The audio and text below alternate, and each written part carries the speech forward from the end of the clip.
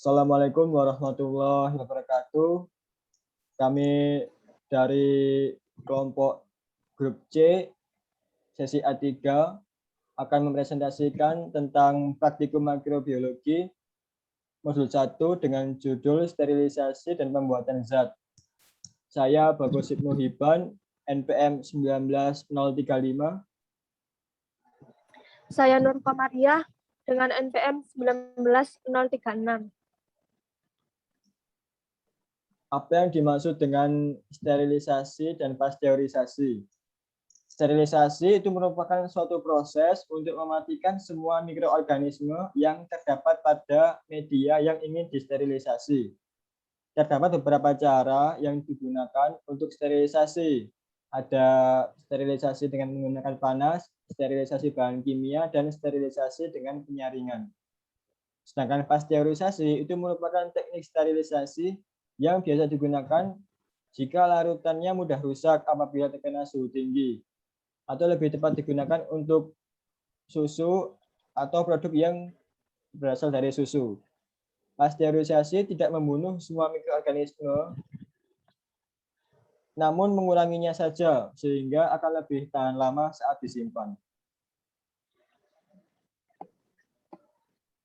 Lalu selanjutnya ada metode sterilisasi.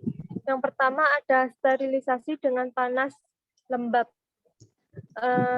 Dilakukan menggunakan autoclave sterilisator tersebut dengan menggunakan uap air jenuh bertekanan 15 pon meter kubik selama 15 menit pada suhu 121 derajat Celcius. Lalu ada sterilisasi dengan panas kering. Sterilisasi panas kering digunakan pada bahan-bahan seperti pipet, tabung reaksi, cawan Petri dari kaca, botol sampel, jarum suntik, dan bahan-bahan yang tidak tembus uap seperti gliserin, minyak, vaselin, dan bahan-bahan berupa pupuk. Lalu ada sterilisasi dengan perlakuan kimia. Bahan yang mudah rusak jika disterilisasikan pada suhu tinggi, maka bisa disterilisasikan secara kimia dengan menggunakan gas atau radiasi. Terus yang selanjutnya ada sterilisasi dengan penyaringan. Proses ini dilakukan pada suhu kamar. Dasar metode ini adalah proses mekanis yang membersihkan larutan atau suspensi dari segala mikroorganisme yang hidup. Berikutnya, penggolongan dari mikroba itu dibagi menjadi 3 golongan. Ada mikroba psirofilik atau kriofilik. Itu merupakan golongan mikroba yang dapat tumbuh pada temperatur antara 0 hingga 30 derajat Celcius. Temperatur optimum untuk tumbuh dari mikroba ini adalah 15 derajat Celcius.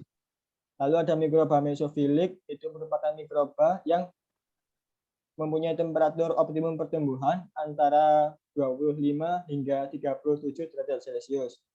Minimumnya mikroba ini tumbuh pada temperatur 15 derajat Celcius, maksimum hingga temperatur sekitar 55 derajat Celcius. Lalu ada mikroba termofilik, itu merupakan mikroba yang dapat tumbuh pada daerah temperatur tinggi. Itu optimum pertumbuhannya kisaran 55 hingga 60 derajat Celcius, minimumnya 40 derajat Celcius, maksimumnya itu 75 derajat Celcius.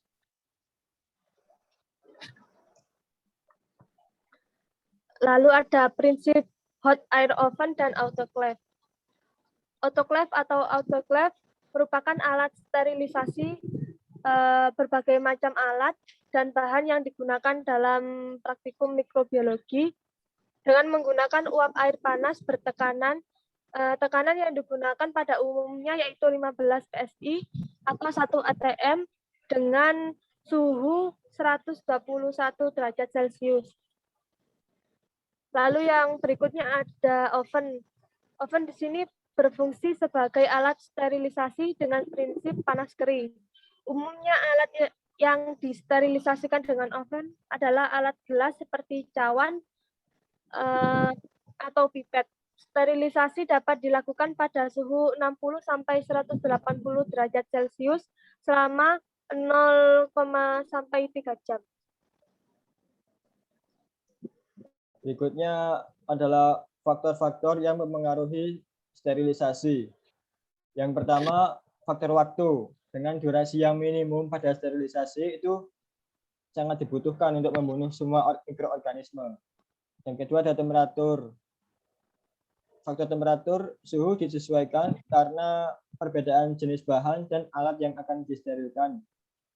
Yang ketiga ada faktor kelembapan. Itu memiliki pengaruh yang kuat pada kemampuan untuk denaturasi protein. Yang keempat ada faktor kering atau drying. Peralatan harus kering sebelum dipindah dari alat sterilisasi. Untuk aplikasi sterilisasi ini tuh untuk teknik umum yang paling digunakan dan efektif untuk menjaga keamanan produk pangan dari sisi mikrobiologi, yaitu proses pemanasan. Pemanasan berperan dalam membunuh mikroba, pembusuk, dan patogen yang berpengaruh negatif pada mutu produk. Pemanasan dengan konsep pasteurisasi dan sterilisasi pada produksi makanan dan minuman kemasan sudah dikenal luas dan banyak diaplikasikan di industri pangan.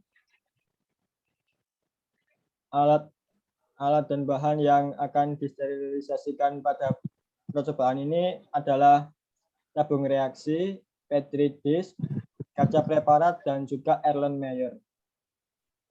Sebelum dilakukan sterilisasi secara fisik, dilakukan sterilisasi secara kimia dengan menyemprotkan alkohol 70% untuk menghambat pertumbuhan bakteri. Kemudian dikeringkan dengan menggunakan kapas, lalu dibungkus dengan menggunakan kertas coklat agar alat tidak terkena kontaminasi dari luar. Kemudian alat yang sudah dibungkus dimasukkan ke dalam oven dengan temperatur 160 hingga 180 derajat dengan waktu 1,5 jam. Untuk pembuatan zat ada methylene blue solution dengan cara menimbang 1 gram methylene blue, kemudian melarutkannya dengan aquades hingga 100 ml. Lalu ada pembuatan kristal violet, yaitu menimbang 1 gram kristal violet, kemudian melarutkannya dengan aquades hingga 100 ml. Kemudian ada pembuatan larutan hajar kristal violet, yaitu dengan membuat 2 gram kristal violet dilarutkan dengan alkohol 95% sebanyak 200 ml. Itu untuk membuat larutan hajar kristal violet. Untuk larutan B, yaitu dengan menimbang 0,8 gram amonium oksalat, lalu ditambahkan aquades sebanyak 80 ml. Kemudian larutan A dan larutan B itu dicampur hingga homogen. Kemudian pembuatan larutan Lugol ioden, yaitu dengan cara melarutkan kristal iodida dalam kalium iodida, lalu dicampurkan dengan aquades hingga 300 ml.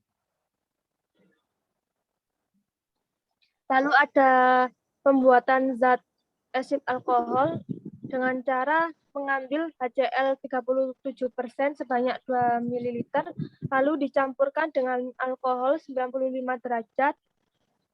Ulangi, maksudnya 95% sebanyak 100 ml sampai larutan sempurna. Lalu ada Leovert methylene blue. Dengan cara 0,3 gram methylene blue dilarutkan dalam alkohol 95% sebanyak 100 ml. Lalu tambahkan aquades sebanyak 100 ml, lalu diaduk sehingga homogen. Lalu ada pembuatan zat Perling solution. Membuat larutan Perling A yaitu 69,3 gram CuSO4 5H2O dilarutkan dengan aquades 1000 ml, lalu membuat Perling B yaitu 3 gram KNA tartarat dan 100 gram NaOH dilarutkan dalam 100 ml Aquades. Lalu setelah larutan Veling A dan Veling B dicampur hingga homogen.